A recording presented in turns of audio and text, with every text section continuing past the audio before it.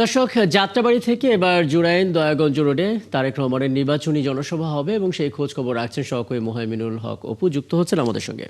অপু, এটা BNP chairman Tarique রহমানের আজকের দিনের ষষ্ঠ জনসভা হতে যাচ্ছে, নির্বাচনী জনসভা, এবং নিশ্চয়ই এলাকার সাধারণ মানুষও অপেক্ষা করছেন প্রার্থী সহ।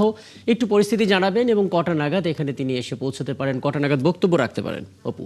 এর মধ্যেই কিন্তু বিএনপির চেয়ারম্যান তারেক রহমান তিনি এই জুরাইনের যে জনসমাবেশস্থল সেখানটিতে এসে পৌঁছানোর কথা রয়েছে। তবে তার আশাকে কেন্দ্র করে কিন্তু এই এলাকার মানুষ যারা রয়েছেন তারা কিন্তু এই সড়কগুলোতে বিকেল থেকেই অবস্থান নিয়েছেন। তারা নানা স্লোগানে কিন্তু এটি মুখরিত করে রেখেছেন এবং আমরা যখন এখানে এসেছি তখনই কিন্তু দেখেছি যে এই সড়কটি অর্থাৎ আদ্দিন হাসপাতালের সড়কটিতে কিন্তু কয়েক হাজার নেতাকর্মী তারা বিকাল থেকে কিন্তু অপেক্ষমান রয়েছেন এবং কিছুক্ষণের মধ্যে তারেক রহমান এখানে এসে পৌঁছবেন।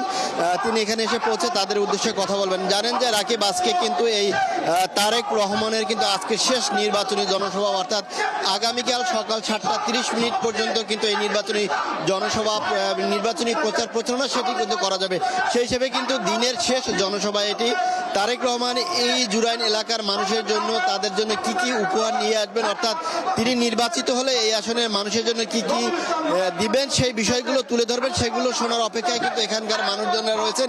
এখানের যে নির্বাচনী ধানের শীষের প্রার্থী রয়েছেন রবিন, তিনি কিন্তু জনগণের উদ্দেশ্যে বক্তব্য রেখেছেন। তিনি যেটি প্রত্যাশা করে বলেছেন, প্রতিশ্রুতি দিয়েছেন তাদেরকে যে এলাকায় চাঁদাবাজ মুক্ত একটি সমাজ গড়ে তুলবেন এবং মা বোনেরা যাতে নিরাপদে চলাচল করতে পারে সেই বিষয়গুলো তিনি তুলে ধরবেন। এবং আমরা আসলে বিগত যে 4টি বা 5টি, আজকে সারাদিনের 5টি নির্বাচনী জনসভা যেগুলো দেখেছি সেই বিষয়গুলো তো থাকছে, নতুন করে আর কি কি যুক্ত হয় সেটাও আশা করি পরবর্তীতে আপনার কাছ থেকে জেনে যেতে পারবো। সহকর্মী মোহাইমিনুল হক অপু যুক্ত হয়েছিলেন জুরাইন দয়াগঞ্জ থেকে।